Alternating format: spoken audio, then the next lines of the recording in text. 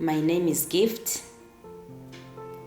My ancestors are from Burundi, Africa.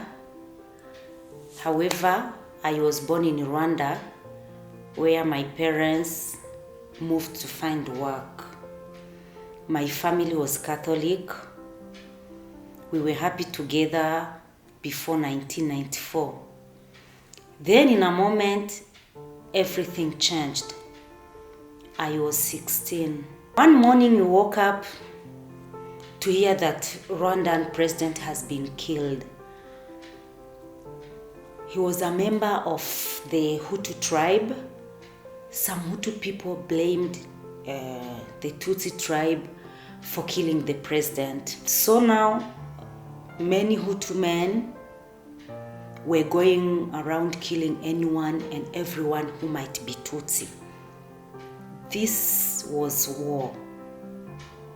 This was genocide. My family was considered to be Tutsi. That's where my nightmare started. They wanted to kill us. The horrors of genocide are beyond words.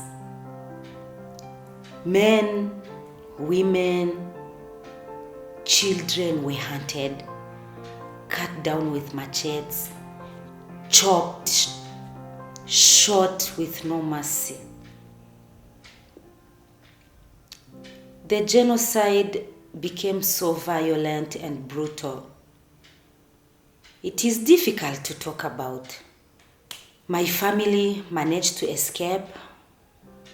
We fled on foot and walked from Rwanda to Democratic Republic of Congo with others who got away. We walked hundreds of miles through dangerous jungles. We had no possessions, no map, no food, no shelter from the torrential rains, no protection from the scorching sun. We became weak, dehydrated, malnourished, exhausted. Our legs swelled and swelled to huge proportions. As we struggled through the jungles, I saw my friends and neighbors dying. What saddened me most was watching my brother and cousin die. My brother was 18 years old and my cousin was 10. I couldn't help them. No one was there to help them. We finally arrived in Congo refugee camp, and tragically the genocidal war was still raging and it was not safe for us. We had to flee to Kenya. Thank God, there we were safe. But our whole family was shaken, full of grief and sorrow. My life was horrible darkness because of what I had been through. Often I could not sleep at all during the night. When I fell asleep, I would have fearful nightmares. I dreamed of my friends and relatives who died during the war.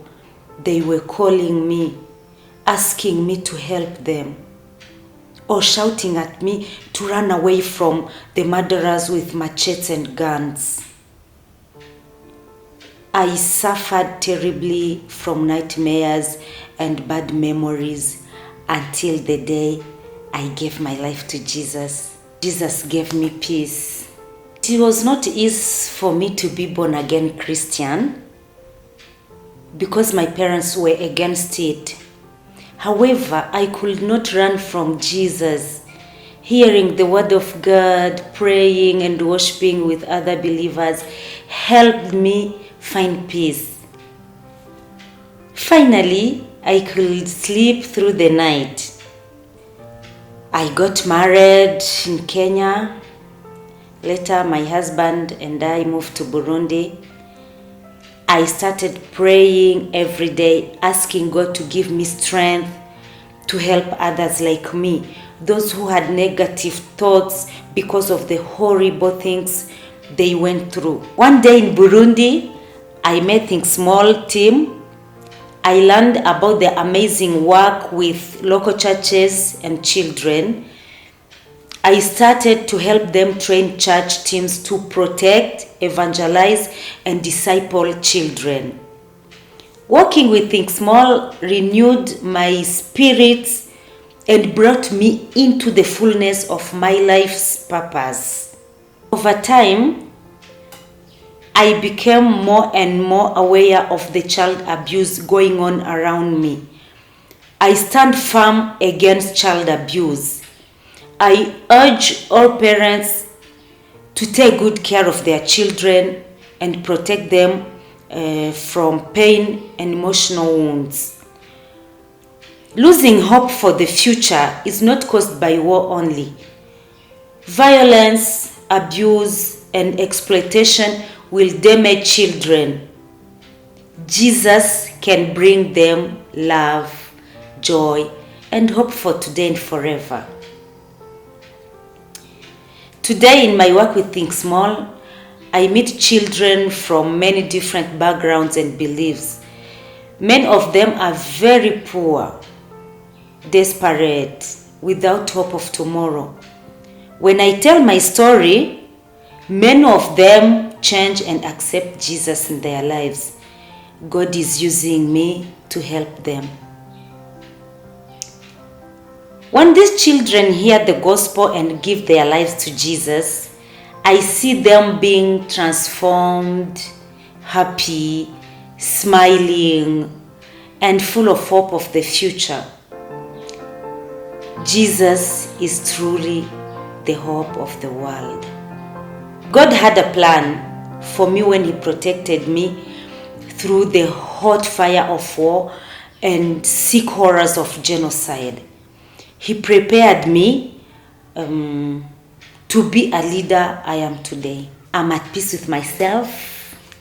I will continue serving God and His children. Even if this life ends, I will go to heaven to live with my Jesus.